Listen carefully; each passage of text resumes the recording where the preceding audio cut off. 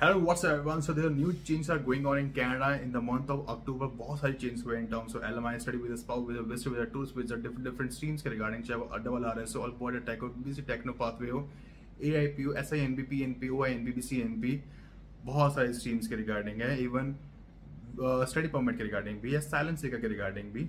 So I will talk about each and everything and I will try my best कि video को short and crisp रखूँ. And before going forward, if you're new to my channel, you can support by subscribing it. And if you have any question regarding anything, just let me know in the comment section. And if you need a session, you can DM me on Instagram और मुझे WhatsApp भी कर सकते हो जो भी आपको screen पे शो हो रहा है. I will definitely help you out. So सीधा बात करते हैं विजिटर वीजा और स्पाउस वीजा के रिगार्डिंग. देखो करंट सिनेरियो में स्पाउस वीजा मिलने में बहुत टाइम लग रहा है. It will take around 4 to 6 months right now. October के फर्स्ट वीक में जो मैं वीडियो बना रहा हूँ तो अभी 4 से 6 महीने लग रहे हैं स्पाउस वीजा मिलने में. चाहे आपका जो पार्टनर है वो चाहे वर्क परमिट पे है, चाहे वो मास्टर्स कर रहे हैं, चाहे वो कोई प्रोफेशनल कोर्स कर रहे हैं, लेकिन स्पाउस वीजा मिलने में 4 से 5 महीने लग रही है. बट बिफोर मूविंग फॉरवर्ड मैं उसमें एक चीज और ऐड करना चाहूंगा. अपनी तरफ से सारे डॉक्यूमेंट्स तैयार रखना, चाहे वो आपके ऑफर लेटर हो, रिलीविंग लेटर हो, सैलरी स्लिप हो, आपके पास जो फंड्स है, या आप अगर जॉब नहीं कर रहे हो तो कुछ चांसेस कम हो गए स्पाउस वीजा मिलने में. अगर आप जॉब कर रहे हो तो chances are very high. India वाला इंडस्ट्री में तो chances are very high in terms of getting a spouse visa, otherwise मुश्किलें आ सकती है. सेकेंडली, अगर आप visitor visa tourist visa apply कर रहे हो या अगर आपने अप्लाई किया हुआ अगर आपने अप्लाई किया हुआ है तो it will take around 4 to 5 months maximum in the current scenario. 3 महीने भी लग रहे हैं बट टाइम 3 महीने से ऊपर का ही टाइम लग रहा है अभी विजिटर वीजा मिलने में और टूरिस्ट वीजा मिलने में. चांसेस आर वेरी हाई कि आपका रिजेक्शन हो जाएगा. और अगर विजिटर वीजा टूरिस्ट वीजा मिल भी चाहते हो, आप जाना भी चाहते हो, अगर आप जा भी रहे हो तो रिमेंबर वन थिंग, आपके पास जाने की टिकट, आने की टिकट, होटल बुकिंग या एयरबीएनबी करवाते हो, आपके प्रॉपर पूरी आइटनरी होनी चाहिए and you should know where you are going.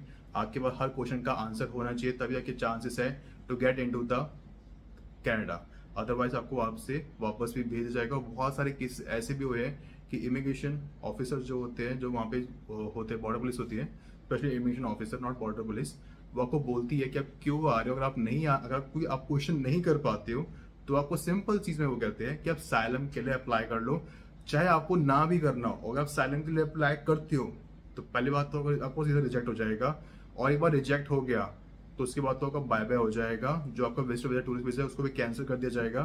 फिर आपकी कनाडा में एंट्री बैन है. तो ये चीजें मत करना. और एक कई पेरेंट्स के साथ भी ऐसा हुआ है कि उनको फोर्स किया जा रहा है कि साइलम के लिए अप्लाई कर लो, तो ये चीजें मत करना.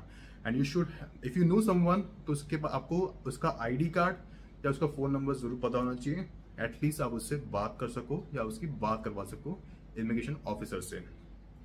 तीसरी मोस्ट इंपॉर्टेंट चीज है, देखो फ्लैग पुलिंग तो बंद हो चुकी है, ठीक है ना, सिंपल लैंग्वेज में. जब स्टडी वीजा के तो पहले बंद हो गई थी. अब एलएमआई के लिए अगर आप वर्क परमिट, विजिटर वीजा से वर्क परमिट के लिए अप्लाई करते हो तो वो भी फ्लैग पुलिंग बंद हो गई है. ऑन्टारियो में, अल्बर्टा साइड, सिर्फ ब्रिटिश, हर जगह बंद हो चुके हैं. चाहे वो नियाग्रा हो, चाहे वो किंगस्टन बॉर्डर हो, बंद हो चुके हैं. सिर्फ ब्रिटिश कोलंबिया के पोर्ट पे ही फ्लैग पुलिंग ओपन है, वहीं से आप करवा सकते हो. तो वही एक चांस है. और उसके लिए भी आपको बहुत अर्ली इन द मॉर्निंग जाओ. सीट्स बहुत कम है, मीन्स बहुत कम टाइम खुलती है वो चीजें, और कम टाइम में आपको you should have all documents. सारे के पास डॉक्यूमेंट्स होने चाहिए. Offer letter, relieving letter, salary slip, pay slip, ITR, LMI का डॉक्यूमेंट, ऑफर लेटर जो आप पे आप वर्क करोगे, मेडिकल, सारी चीजें आपके पास होनी चाहिए.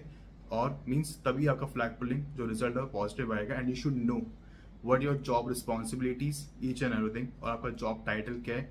आप सारे क्वेश्चन का आंसर दे सको. आपकी लैंग्वेज भी वो चेक करते हैं, अदरवाइज आपको बाय बाय कर देगा वहीं से.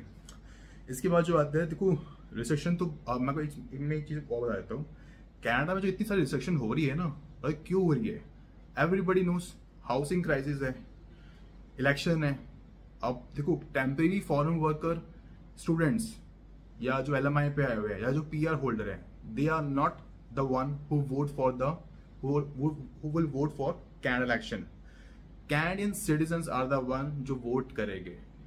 अब ट्रूडो गवर्नमेंट जो है वो ऑलमोस्ट खत्म है, लिबरल गवर्नमेंट ऑलमोस्ट खत्म है, तो उनके पास चांसेस बहुत कम है. उन्हें पता है कि हम हार जाएंगे, तो वो कैनेडियंस का दिल जीतने के लिए वो इतने सारे उन्हें इमिग्रेशन की पॉलिसीज को चेंज किया गया है.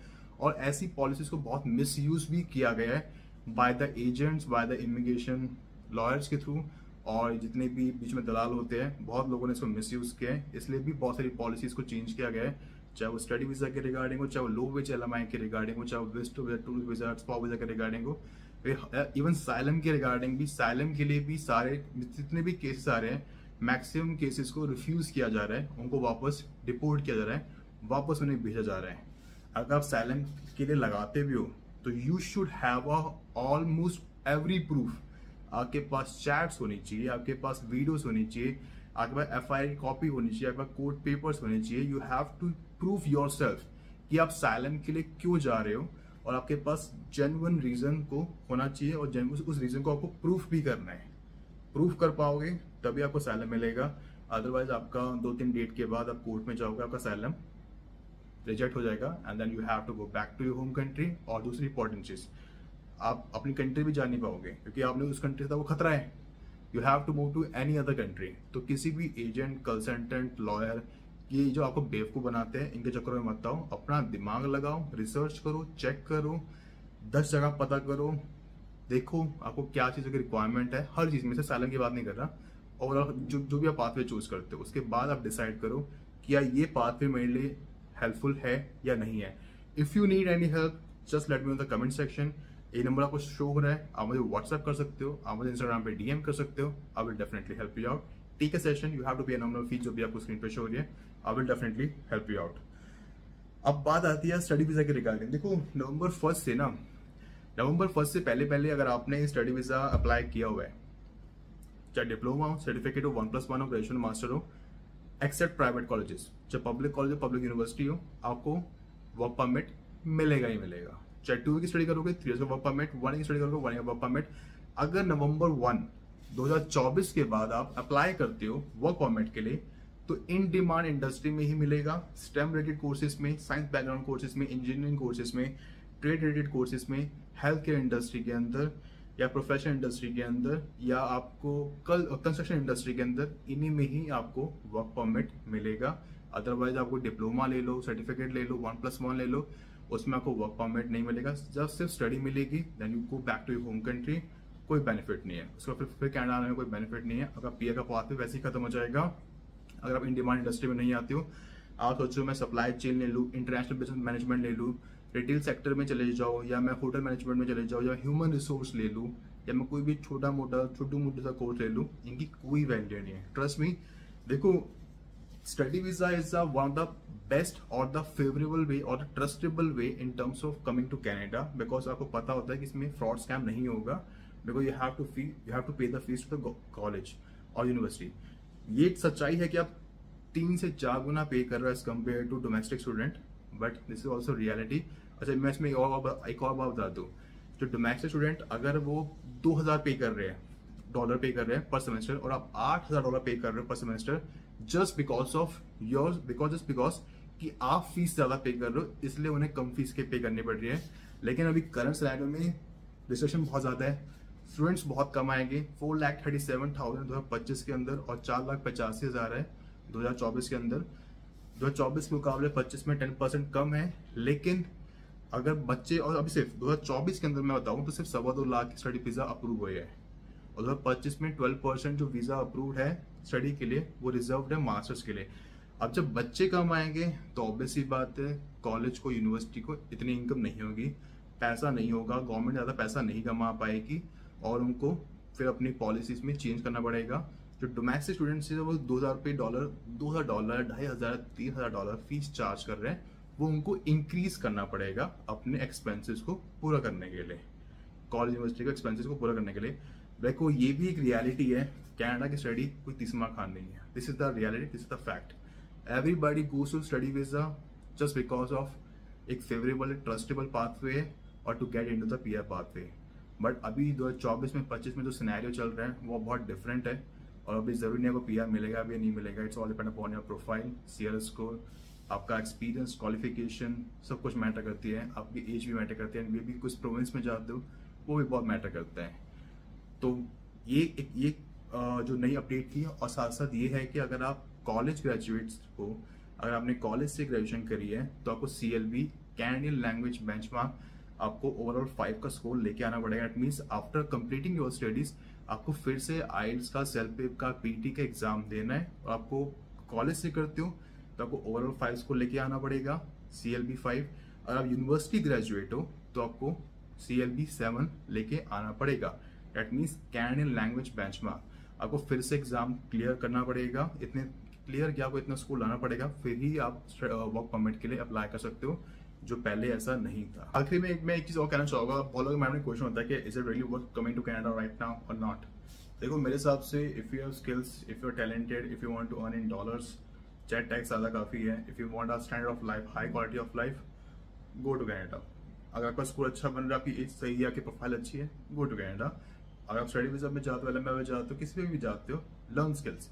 जितने ज़्यादा स्किल्स होगी उतनी लाइफ आपकी ईजी होगी, उतना आप अपने आप को आराम से कंफर्टेबल के हिसाब से पैसे कमा भी पाओगे, अपने सारे एक्सपेंसेस को रिकवर भी कर पाओगे, और जो आपने इन्वेस्टमेंट अपने ऊपर करी है उसको भी रिकवर कर पाओगे, अपनी फैमिली को भी सपोर्ट कर सकते हो अगर आप करना चाहते हो। बस it's all depend person to person.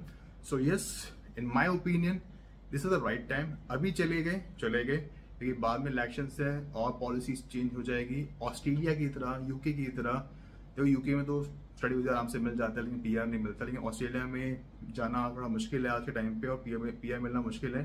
तो वैसे ही कनाडा भी ऑस्ट्रेलिया को ही फॉलो कर रहे हैं। तो माइट भी 2025 में और पॉलिसीज चेंज होगी, तो getting into the Canada it would be more difficult. But ये भी रियलिटी है, without immigrants Canada is nothing. Without immigrants Canada is nothing. Canada की जो मार्केट है बहुत डाउन है in terms of warehouse, factory इतने नहीं होते और इंडस्ट्री इतनी है नहीं, तो they are all depending upon immigrants in terms of all industries. जो करंटली लोग हैं वो इतने स्किल बेस्ड नहीं है। अगर आप जाना ही चाहते हो तो स्किल बेस्ड चीज़ों में जाना, तभी आपके चांसेस हाई है इन टर्म्स ऑफ अप्रूवल, चाहे वो स्टडी वीज़ा हो, LMI हो, या वर्क परमिट हो, या PR के रिगार्डिंग हो। तो बहुत सी चीज़ें फैक्टर करती है। I will not go into that one, the deep one. If you need any help regarding, if you need any session, let me know the comment section. और कमेंट सेक्शन की requirement नहीं है, आप मुझे WhatsApp पे DM कर सकते हो, या मुझे आप Instagram पे DM कर सकते हो, डेफिनेटली हेल्प यू आउट। कुछ question, so if you have any 1 or 2 questions, जैसे आपने कमेंट सेक्शन में कमेंट कर देना, I will definitely revert you. तब तक के लिए goodbye, have a great day.